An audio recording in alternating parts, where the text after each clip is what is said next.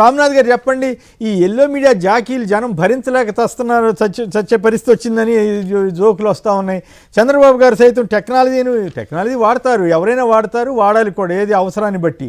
ఈ తుఫాను ఆపడానికి టెక్నాలజీ ఎట్లా వస్తుంది, ఎట్లా అమెరికాలో సైతం ఈ టెక్నాలజీ లేదని చెప్పడం నాకేం అర్థం కాలేదు. మీకేమైనా అర్థమైందా? కొమ్మినేని గారు, చంద్రబాబు నాయుడు గారు అమెరికాలో ఈ దేశంలో ఎవరు కూడా ఇలా ఎదుర్కోలేదని చెప్తున్నారు. కానీ ఇప్పటికీ కూడా మన దేశంలో డిజాస్టర్ మేనేజ్మెంట్ లో నెంబర్ 1 స్టేట్ గా ఉన్నది ఒడిశా. 1999లో సూపర్ సైక్లోన్ వచ్చినప్పుడు అనేక మంది, వేల మంది చనిపోతే నెక్స్ట్ ఇయరే వాళ్ళు ఒడిశా స్టేట్ డిజాస్టర్ మేనేజ్మెంట్ అథారిటీని ఏర్పాటు చేశారు. ఒడిశాలో ఒక్క రోజులో 10 లక్షల మందిని పునరావాస కేంద్రాలకు తరలించే స్థాయిలో వాళ్ళ మెకానిజం నెంబర్ 1 స్టేట్ అది. ఆ తర్వాత ఆ ఫార్ములాను, ఆ మోడల్ ని ఏపీ అడాప్ట్ చేసుకుంది. కానీ చంద్రబాబు నాయుడు గారికి ఈ విషయం తెలుసు. ఇప్పటికీ కూడా డిజాస్టర్ మేనేజ్మెంట్ లో ఒడిశా అనేది నెంబర్ 1 గా ఉందని చెప్పి దాన్ని కూడా మనం ఓవర్కమ్ చేశామని చెప్పడానికి పదే ఒక విషయం చెప్తుంటారు. అప్పట్లో ఒడిశాకి తుఫాన్ వచ్చినప్పుడు మన అధికారులు వెళ్ళి అక్కడి ముఖ్యమంత్రికి తొలిసారి శాటిలైట్ కోడ్ అందించారు అని చెప్తుంటారు. నిన్న కూడా చెప్పారు. మళ్ళీ అది ఎందుకు చెప్పారంటే మనం ఒడిశానికి సాయం చేసే స్థాయిలో మనం ఉన్నామని చెప్తున్నారు. ఇది ఎలా ఉంటుందంటే, పక్కింట్లో ఫీజు పోయి కరెంట్ పోయింది అనుకోండి కొమ్మినేని గారు, మన ఇంట్లో ఉన్న టార్చ్ లైట్ ఇచ్చి ఆ ఫీజు వేసుకోవడానికి టార్చ్ లైట్ ఇస్తే ఫీజు వేసిన తర్వాత ఇక తరతరాల తర్వాత కూడా మన వాళ్ళకు, మునిమనలకు కూడా ఒరే ఒకప్పుడు ఆ ఇంటిలో చీకట్లు అలుముకుంటే మనమే వెలుగులు నింపామరా అని చెప్పుకున్నట్టుగా ఉంది చంద్రబాబు నాయుడు గారి ఉద్దేశం. లేకుంటే ఒడిశాకి మేము చేశామని చెప్పడం ద్వారా ఓవర్కమ్ చేయాలని చూస్తున్నారు. సరే, 16 నెలల్లో అద్భుతమైన వ్యవస్థను ఇచ్చామని చెప్పారు. ఏ వ్యవస్థ చెప్పారో చెప్పడం లేదు. పైగా ఒకవైపు ఏమో మీడియాలో దశాబ్దాలుగా చంద్రబాబు నాయుడు గారు తుఫాన్లు ఎదుర్కోవడంలో దిట్ట, ప్రధాని నరేంద్ర మోడీ గారి దగ్గర నుంచి రోసయ్య గారి వరకు, రోసయ్య గారు కూడా ఫోన్ చేశారని ఇప్పుడు చెప్తున్నారు.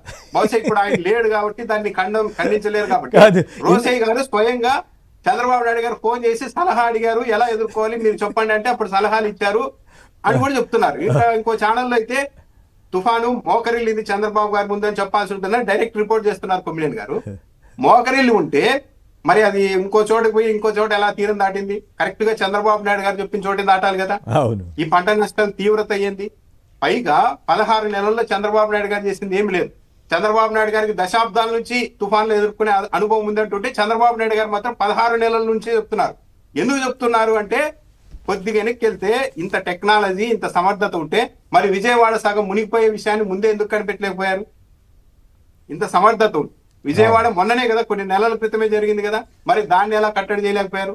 దీనికి సమాధానం. పైగా జనసేన వాళ్ళు ఇప్పుడు క్లెయిమ్ చేసుకుంటున్నారు, అసలు తుఫాన్లను ఎలా కంట్రోల్ చేయాలి ఏంటి అన్న దానిపైన పవన్ కళ్యాణ్ గారికి ఉన్నంత ఆలోచన కూడా వీళ్ళకి లేదన్నట్టుగా ఇండైరెక్ట్ గా ప్రచారం చేస్తున్నారు. అదేంటంటే 1300 జనరేటర్లను సిద్ధంగా ఉంచండి అని సలహా ఇచ్చింది పవన్ కళ్యాణ్ గారు అని చెప్పి జనసేన వాళ్ళు ప్రచారం చేసుకుంటూ ఉన్నారు.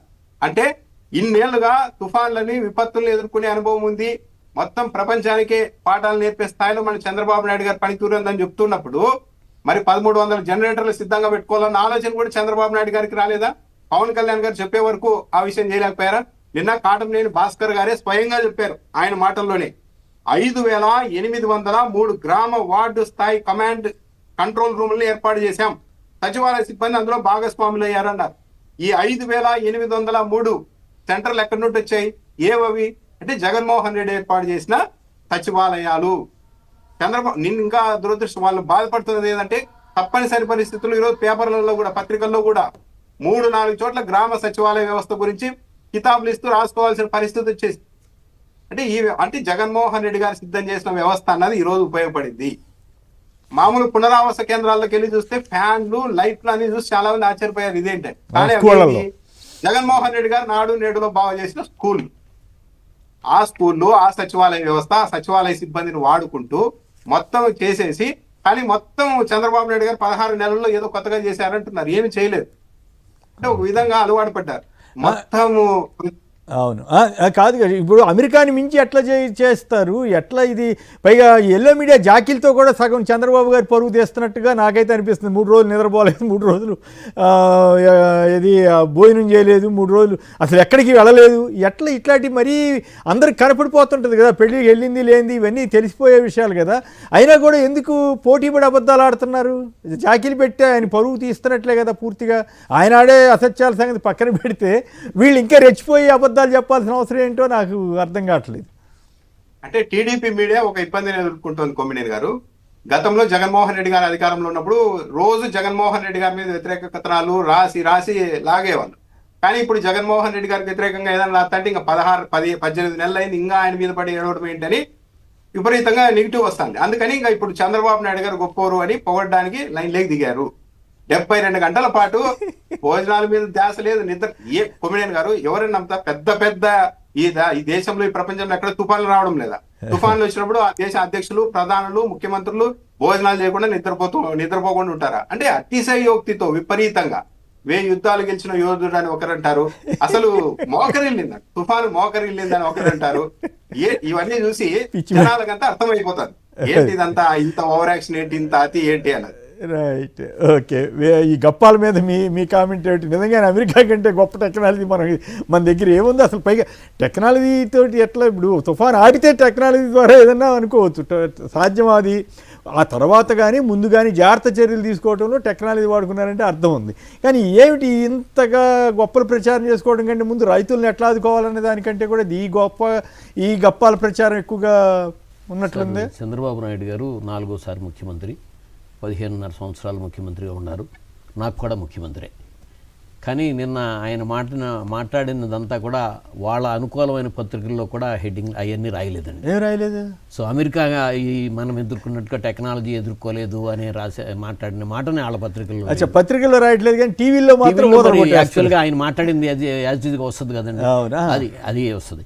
టెక్నాలజీని వాడి కాదు ఆయనకంటే ఎక్కువ చెప్తున్నారు కదా, నిద్రపోలేదు, అది అనలిస్టులు వీళ్ళు చెప్పే దీనిలో కండి. ఇక్కడ నిన్న చెప్పింది అంటానండి, సీఎం డాష్బోర్డ్ అనేది CM dashboard irrigation, CM dashboard revenue, CM dashboard agriculture, CM dashboard civil supplies అన్ని రాష్ట్రాల్లోనూ ఉంటుంది. ఆంధ్రప్రదేశ్లోనే కాదు, దాంట్లో మొత్తం అన్నీ కూడా తెలుస్తాయి.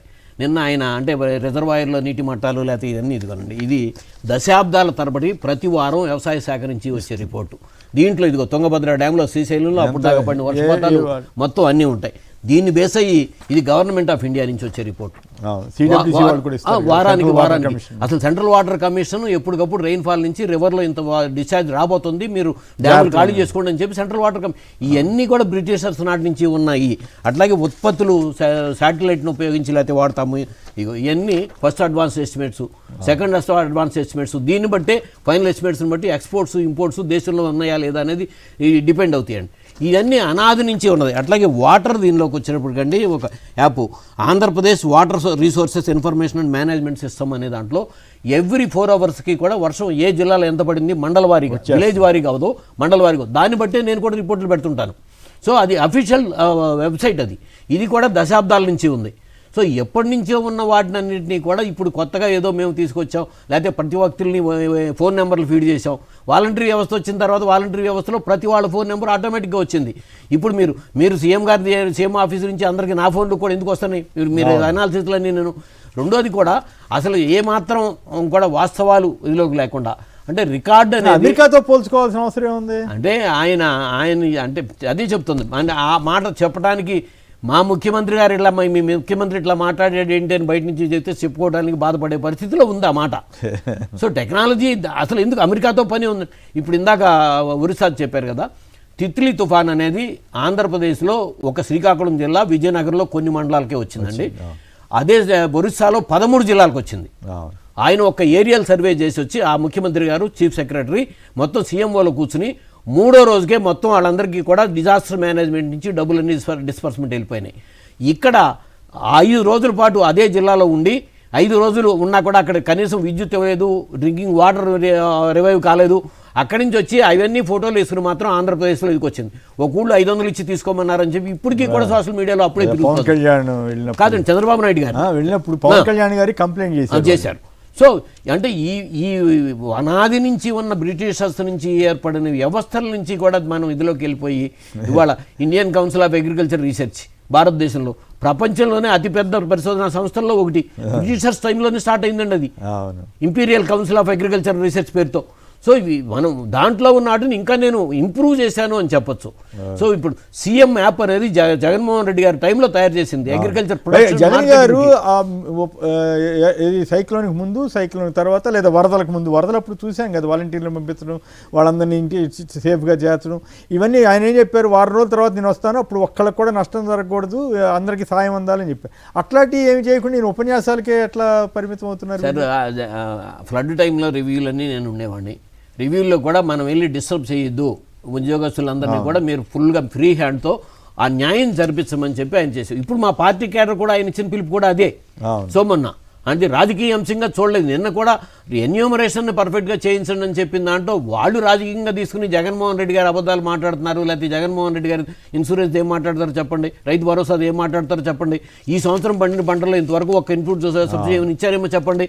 సో దీని మీద లేకపోతే అక్కడికి రండి ఇక్కడికి రండి, ఇవన్నీ అనాది నుంచి ఉన్న వ్యవస్థ క్లెయిమ్ చేసుకుంటాం. ఇంకొక పాయింట్ ఏంటంటే రోసీ గారి ఇష్యూ వచ్చింది కదా, నాకు నవ్వు వస్తుంది. రోసీ గారిని అప్పుడు ఆ రోజుల్లో ఏం విమర్శించారనేది పక్కన పెడితే ఆయన టైంలోనే కదా శ్రీశైలం పవర్ హౌస్ కర్నూలు మునిగిపోయింది. మరి రోసీ గారు బ్రహ్మాండంగా చేశారని ఇప్పుడు చెబితే ఆయన తప్పు చేశాడా లేదా అనేది కాదు, ఆ టైంలో నాకు తెలుసు కదా. అమరావతి విషయంలో మన ఇంజనీర్లు కడితే మురుగు కోపాలు కడతారు అని చంద్రబాబు నాయుడు గారు మాట్లాడారు. ఇప్పుడు ఈ టెక్నాలజీ అంతా మనమే చేసామంటున్నారు. అదే శ్రీశైలం డ్యామ్ అదే టైంలో ఓవర్ఫ్లో అయిపోయిందండి, డ్యామ్ మునిగి ఓవర్ఫ్లో అయింది, పవర్ హౌస్ మునిగిపోయి మనుషులు చనిపోయారు కదా.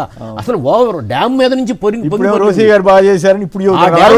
ఆ డ్యామ్ ఏమాత్రం కూడా చెక్కు చెదరలా, డ్యామ్ మీద నుంచి నీళ్లు పొంగి పొర్లినా కూడా. సో ఇప్పటికీ కూడా మన వ్యక్తుల్ని మనం ఇది చేసుకోవడం అనేది తప్పు కదా. సో ఆంధ్రప్రదేశ్ పౌరుడిగా ఆంధ్రప్రదేశ్ గౌరవించుకోవాలి, భారతీయ పౌరుడిగా భారతదేశాన్ని గౌరవించుకోవాలి. ఈ రెండూ లేకుండా అట్లాగే భారతదేశానికి పట్టుకొమ్మలైన గ్రామ ప్రాంతాలు రైతులు వాళ్ళు సంక్షోభంలో ఉన్నారు కాబట్టి వాళ్ళకి ఏం చేస్తాము అనే దాంట్లో చిత్తశుద్ధితో చేయమని చెప్పి మేము విజ్ఞప్తి చేస్తాం.